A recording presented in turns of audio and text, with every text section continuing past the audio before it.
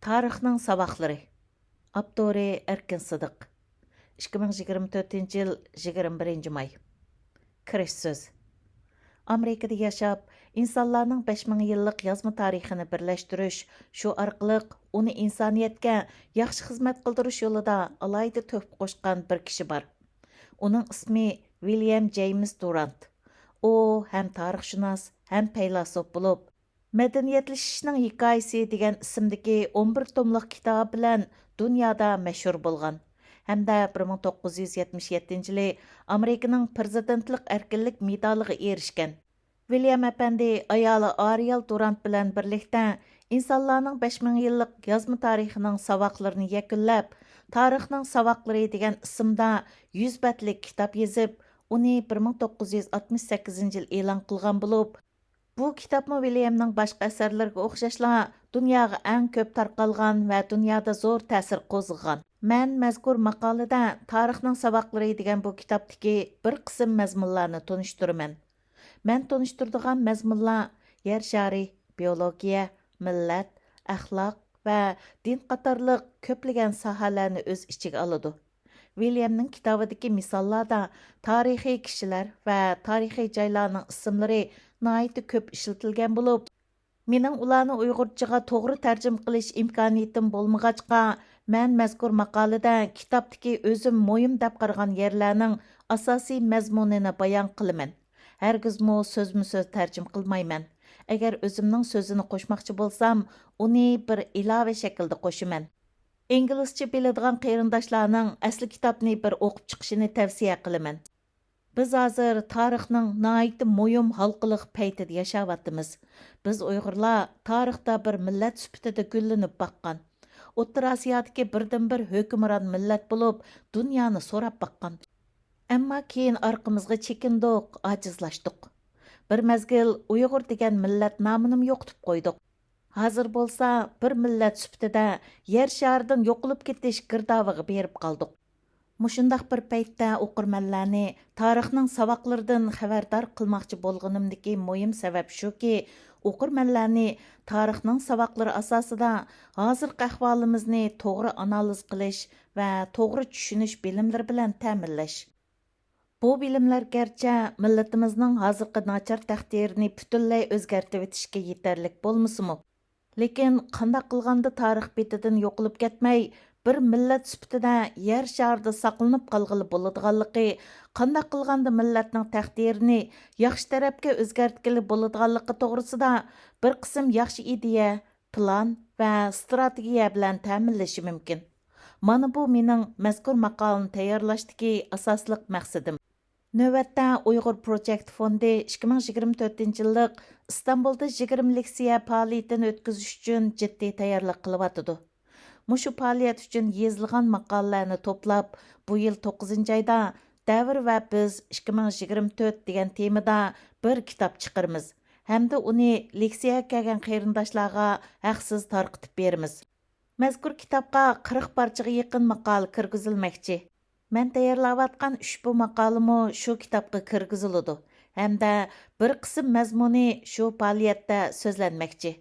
Mazkur leksiya faoliyati xuddi o'tgan yildagiga o'xshash nurg'un yuqori saviyalik bilimlarni o'rganish, o'zaro fikr almashtirish so'rini bo'lib, bu qimmatli 2 kunlik haqsiz faoliyatga dunyoning har qaysi joylaridagi imkoniyati yor bergan qarindoshlarning, bo'libmi Istanbuldagi qarindoshlarning aktiv qatnashishini kuchli tavsiya qilaman. Hamda bu ishda bizni yaqindan qo'llayotgan va qo'llamoqchi bo'layotgan barliq qarindoshlarga oldin ola rahmatimni bildiraman. Birinchi, tarix va yer shari. Tarixga o'tmishdagi ishlar yoki o'tmishdan xotirasi deb aniqlim berishga bo'ladi. İnsanlar tarixi olam bo'shliqdagi bir kichik joyga o'xshash bo'lib, uning birinchi saviqi uning oddiy bo'lishidan iborat.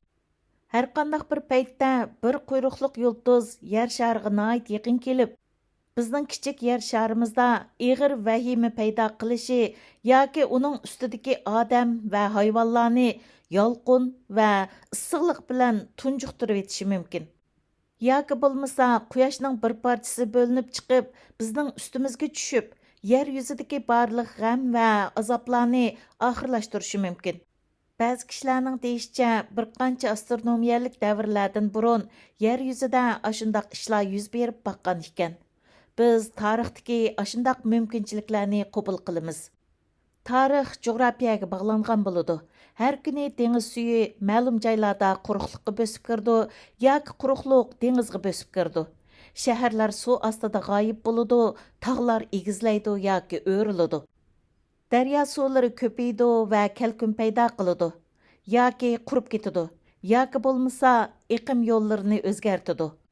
O'ymonliqlar cho'llikka aylanadi va bo'yin tog'lar tuz yo'llarga aylanadi.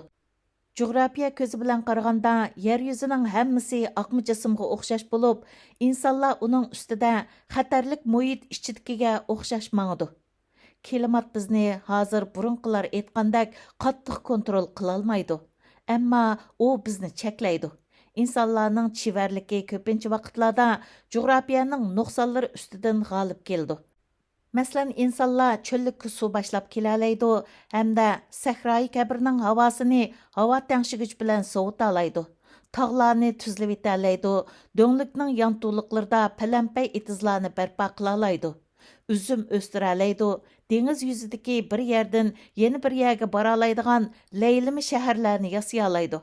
Həmdə bir joydan yana bir yiroq joyga uchib bardigan gigant qushlarni yasayalaydı. Әмма bir тәтір құйын әсірләр вақыт сәріп қылып бәрпа қылынған шәһәрләрні bir saat ішчеділа вайран қылып тәлейді. Bir мұздақ, bir лейлімі сарай, яғни нәче мың кішілік саят парходыны парчылап, оның үстідегі мыңлыған саятчыларны деңіз суйге ғәрq қылып тәлейді. Mubadi yağmur azlab ketsə, O'rta Osiyodagi o'xshash madaniyatlashgan shahar-kentlar qum ostiga g'oyib bo'ladi. Agar yağmur bək ko'p yig'ib ketsə, O'rta Amerikadagi o'xshash madaniyatlashgan shahar-kentlar tunjuqib, jangalga aylanib ketadi. Mubadi biz yashayotgan yer sharda temperatura yana 20 gradus o'rlab ketadigan, biz mungdab qolgan yovvoyi maxluqlarga aylanib qolishimiz mumkin. Yerim issiq balvoq klimatida 1,5 milliard inson cho'milga o'xshash ko'payib yashay oladi. Әмма havo sovib ketsa, ular klimati yaxshi yerlardan kelgan tajovuzchilarga osonli yem bo'lib ketadi.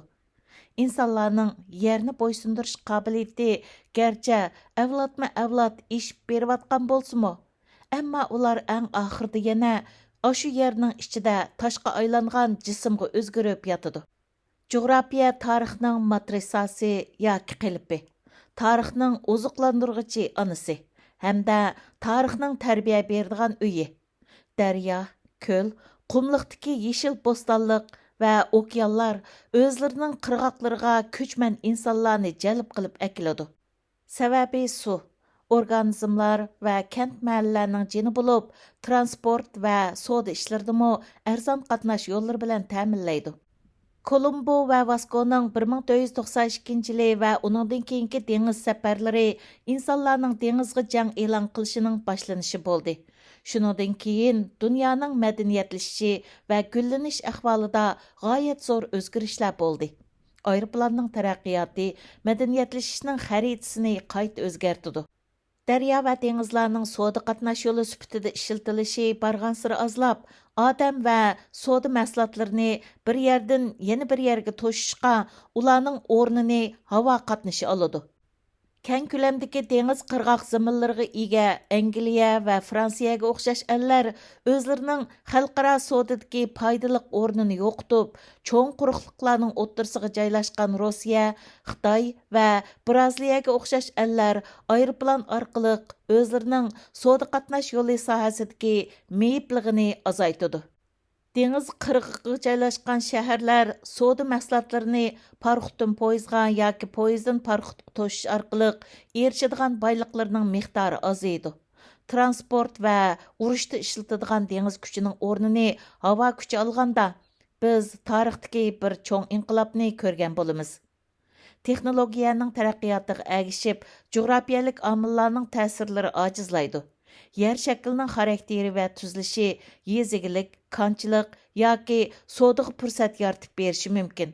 Ammo faqat liderlarning tafakkur qobiliyati va yangi ideyalari hamda ularning әгәшкүчілерінің sağlam əmgəklərlə aşundaq mümkünçiliklərni reallıqqa aylandıra alaydı. Şundaqla, xuddi hazırqı İsrailiyaga o'xshash, aşundaq amillarning birikməsila minglagan to'salg'ularni yengib, bir yangi kultur yoki bir yangi madaniyatni shakllantira oladi. Madaniyatni tuproq emas, odam vujudga keltirdi. Davomi bor.